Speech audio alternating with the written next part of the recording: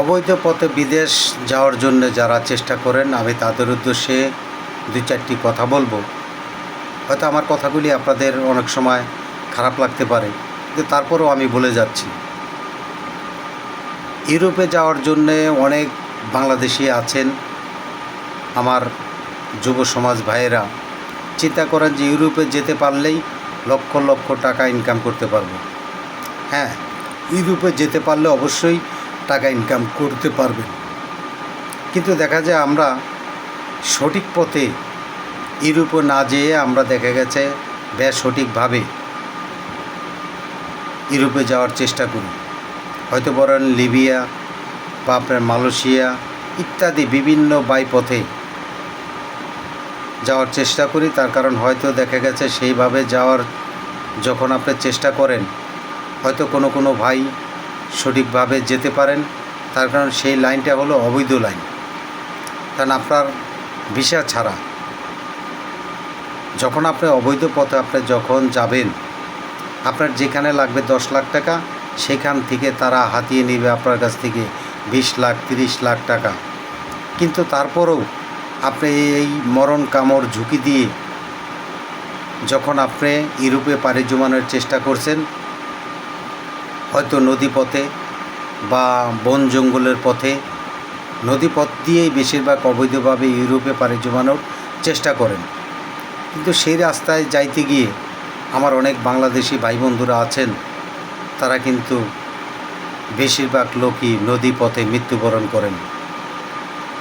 আরে ভাই, এই যে মনে করেন আপনার 20 লাখ 30 লাখ টাকা চলে গেল, আপনার জীবনটাও চলে গেল, কিন্তু আপনি ইউরোপে পাড়ি জমাইতে পারলেন না। ক্ষতিটা কার হলো? ক্ষতিটা কিন্তু আপনারই হয়েছে। তাই আমি আপনাদেরকে বলবো, যখন আপনি ইউরোপে যাবেন, আপনি বৈধ পথে যদি যেতে পারেন তাহলে ইউরোপে যাবেন। আর বৈধ পথে যাইতে পারলে তখন আপনার টাকাও কম লাগবে।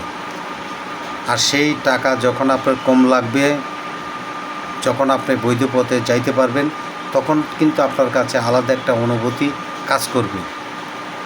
আবার কিছু বাংলাদেশি ভাই বন্ধুরা আছেন, দেখা গেছে যাদের কম টাকা পয়সা, তারা তো আর ইউরোপে যাওয়ার মতন সক্ষমতা নেই, কিন্তু তাদের চেষ্টা আছেন যে এশিয়ার ভিতরে যে বলেন আপনি সৌদি আরব বলেন, দুবাই, মালয়েশিয়া, কাতার, তারপরে আপনার লেবানন বলেন, ওমান বলেন ইত্যাদি বিভিন্ন রাষ্ট্রে যাওয়ার চেষ্টা করেন। কোনো রাষ্ট্রে হয়তো দেখা গেছে আপনার 4 লাখ টাকা নেয়, 5 লাখ টাকা নেয়। বর্তমানে কুয়েত যাইতেও আমরা শুনি যে 7 লাখ 8 লাখ টাকা নেয় কুয়েত যাইতে। আবার কিছুদিন আগে যখন আমি নিজেও একটা বিষয় দেখতে পেয়েছি যে সৌদি আরব যাওয়ার জন্য আমার পরিচিত নন, আমার পার্শ্ববর্তী গ্রামের যে কোনো এক লোক আমার গ্রামে এসেছেন, তিনি সৌদি লোক নেবেন, কিন্তু তিনি বলছেন যে কোম্পানির ভিসা দিবেন। কিন্তু তার কথার আকার ইঙ্গিতে বুঝলাম তিনি কোম্পানির ভিসা দিবেন না। তিনি যদি কোম্পানির ভিসা যদি না দিতে পারেন, তিনি একটা ভিসার দাম চেয়েছেন 6,80,000 টাকা। আসলে আমার জানা নেই, যদি আপনাদের কারো জানা থাকে যে সৌদি আরব যাইতে যে 6 লাখ বা 6,80,000 টাকা লাগে, হয়তো লাগতেও পারে, কিন্তু আমার এটা জানা নাই। যদি কোনো বিজ্ঞ বন্ধু জানা থাকে তাহলে অবশ্যই জানাবেন। তার কারণ সৌদি আরবে আমার জানা মতে কোম্পানির কোনো ভিসা 6 লাখ বা 6.5 লাখ টাকা নেই। সর্বোচ্চ হতে পারে বাংলাদেশ থেকে যেটা নেয়, অনেক সময় আমরা দেখি বা শুনি বা মানুষের কাছে জানার চেষ্টা করি যে হয়তো সর্বোচ্চ 4.5 লাখ বা 5 লাখ টাকা হতে পারে। কিন্তু আমার কাছে কেমন জানি লাগলো তার কথা শুনে, যার কারণে আজকের এই ভিডিওটি করলাম। যে অনেক সময় সৌদি আরব যাওয়ার পরে আমার অনেক বন্ধুরা আছেন, কাজ দিতে পারেন না, তারপরে আপনার আকামা করে দিতে পারেন না। দেখা গেছে এই আকামার জন্য এবং কি কাজ দেওয়ার জন্য তিনি তো দেখা গেছে 5 লাখ 6 লাখ টাকা নিয়েছেন, তারপরে আবার বলে যে ভাই আকামা করার জন্যে আরও 1 লাখ টাকা লাগবে, বা আপনার খাবারের জন্য 2 মাস বসে থাকতে হবে, এই 2 মাস খাইতে হবে, এই 2 মাস খাওয়ার জন্য আপনার 50,000 বা 1 লাখ টাকা দিতে হবে।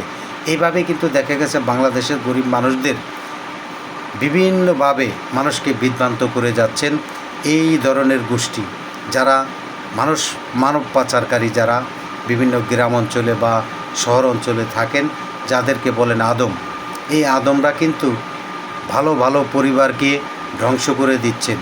আমি আমার বাংলাদেশের মানুষদের বলবো, ভাই বোনদের বলবো, যে আপনারা যদি কোনো সময় এশিয়া কোনো রাষ্ট্রে যেতে চান কর্ম করার জন্য বা ইউরোপে যেতে চান, তাহলে সঠিক রাস্তায় যাওয়ার চেষ্টা করবেন, বৈধ ভিসা নিয়ে তারপর আপনারা যাওয়ার চেষ্টা করবেন। তার কারণ হলো, আমরা যেটুক জানি যে দেখা যায় বৈধ ভিসা যখন আপনি পাবেন তখন কিন্তু অত টাকা লাগবে না, টাকা কম লাগবে। ইউরোপ বলেন বা আপনার এশিয়ার ভিত্তিতে যে কোনো রাষ্ট্রে বলেন, আমি সবাইকে বলবো যে সঠিক পথে সঠিক মানুষ ধরে বিদেশ যাওয়ার চেষ্টা করবেন। তা না হলে হয়তো দেখা গেছে যে আপনি গরু ছাগল বা জমি ঘর বাড়ি বিক্রি করে আপনি 5 লাখ 6 লাখ টাকা দিবেন, হয়তো আপনি যদি না যেতে পারেন তখন আপনার সে যে ঘর বাড়ি বা জায়গা জমি যেটা চলে যাবে সেটা কিন্তু আর আপনি কোনো সময় পাবেন না। তাই আমি আপনাদেরকে বলবো যে সঠিক রাস্তায় যাওয়ার চেষ্টা করুন, দেশবাসীকে ভালো রাখুন, নিজে ভালো থাকুন। সবাইকে ধন্যবাদ। আসসালামু আলাইকুম।